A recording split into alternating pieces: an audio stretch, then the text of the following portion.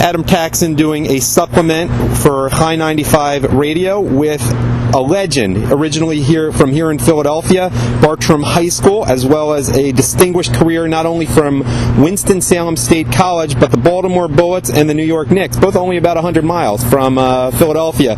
But we are talking today in part because of his role for Diabetes Restaurant Month. Earl, thank you for coming on today. Hey, it's great to be on with you. Earl, there's a question that first has to come to mind since we're talking about nutrition, and you have a distinguished nickname. Actually, you have two, and you have Jesus as well, but you are Earl the Pearl Monroe. So I have to ask you, are oysters a part of your diet? Why is that a part of my diet? Oysters. You know, where a pearl comes from.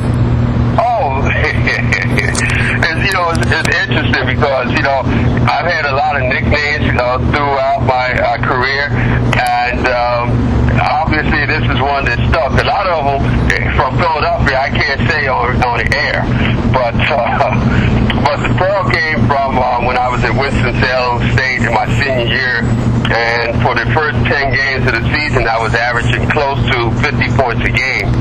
A gentleman wrote a column and he listed each of the scores against each team, and the caption of the column was, "These are Earl's Pearls." Oh, okay. And from that, down south they cut everything short, and that got to be Earl the Pearl. Okay. So did you ever like to eat oysters? I mean, they are pretty healthy, right? Yeah, very, very healthy. I'm not a big oyster eater. I like clams. I like cherry soda clams, but I'm not a big oyster eater. Yeah, my cousins, I don't know if you knew Bookbinders in Philadelphia, but that was my cousin's restaurant. Yeah, that's on, 17th Street? Well, no, that was Bookbinder's Seafood House. They're both closed now. There is a Bookbinders in Richmond, but I'm talking the one at 2nd and Walnut. You're obviously... Oh, okay. Very well. I haven't been in town for a long time, so I only know where the old places were. Of course.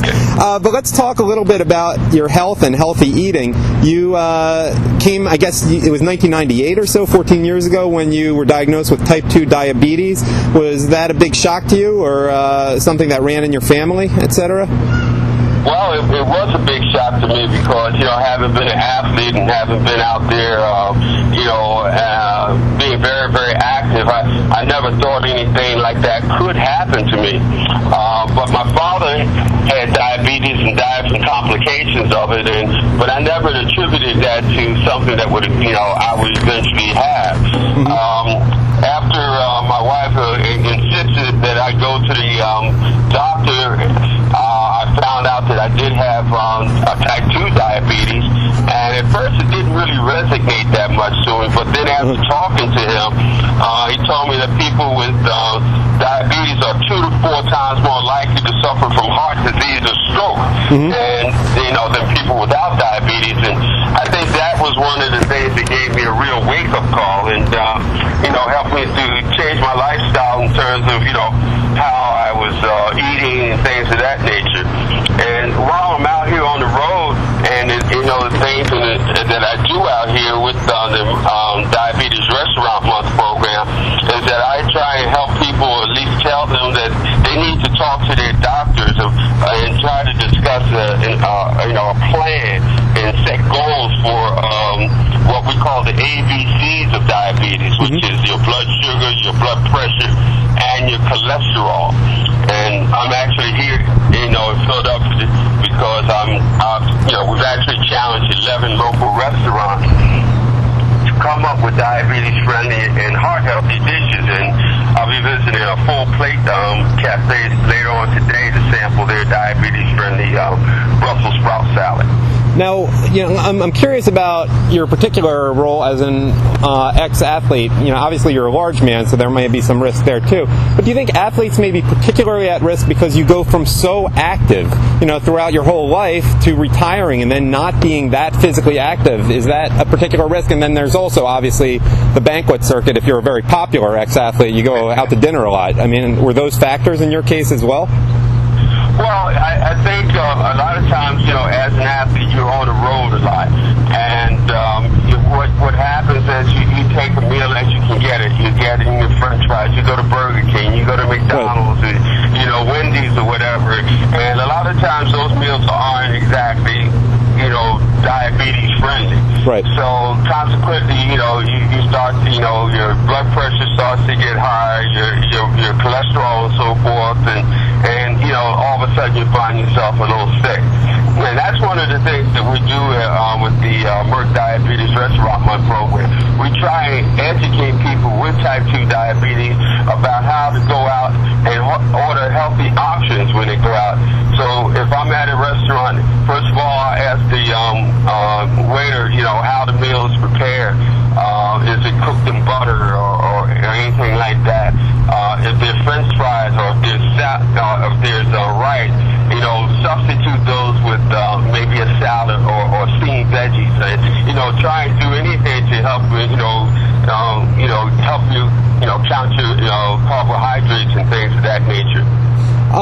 Obviously, people know your name for basketball as well as diabetes awareness, and right now we're at the final stages of the NBA season, and I just wanted to get your thoughts on the Oklahoma City Thunder as well as the Miami Heat and Boston Celtics, who will be playing their final game this weekend to see who's going to play the Thunder. Any particular thoughts on those teams? Well, I really like the Thunder. I think that they were a team that really started to mature over the course of the season. Even though they won a lot of games, the maturity factor of it wasn't, as where I thought it should be. But certainly in the playoffs, playing against the Spurs, I think that guys, really start to understand their roles and how to play it in order for them to win. And that's one of the things that has to happen.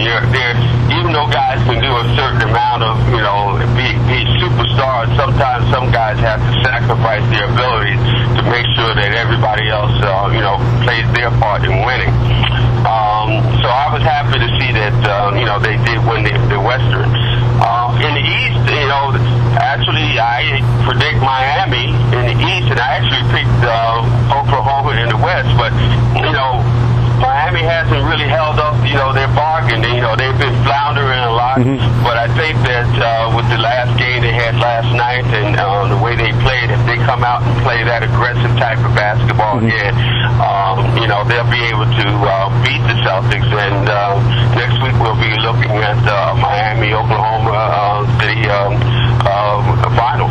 Final question. One thing you said when you were a player is that there was no player who reminded you of yourself. I think that's a quote from a few years ago. I'm just wondering, not necessarily on the Thunder or Celtics or Heat, but is there a player today who you say, he kind of reminds me of me? Well, I think that when you think of a player, maybe a Dwayne Wade. Okay. Because of how he slashes, he can pull up and shoot the jumper, and he's a pretty clutch, ball player. That would probably be the only guy that I can see at this juncture. Well, it sounds like we're going to have a few more days to see him, or a few more weeks actually. Exactly. But I want the folks that are out there listening, to go to our website and check it out, which is merckdiabetes.com, and they can get information and access information about healthy eating, and we've got more than 100 recipes that are diabetes and heart healthy friendly. We have resources there to manage your ABCs of diabetes, which was the blood sugar, blood pressure, and cholesterol, as well as information about the importance of staying close to a consistent eating schedule, the exercise schedule, and as well as medication to avoid what we sometimes don't think of, but to avoid low blood sugar. That could help, make you feel dizzy and sweaty and hungry and things like that. So, that's very important. So check us out at merckdiabetes.com, and you also get some tips, exercising and things from me also on that website. Philly-raised basketball legend Earl Monroe, thank you for your time today. Okay, thank you so much. Have a good day. You too.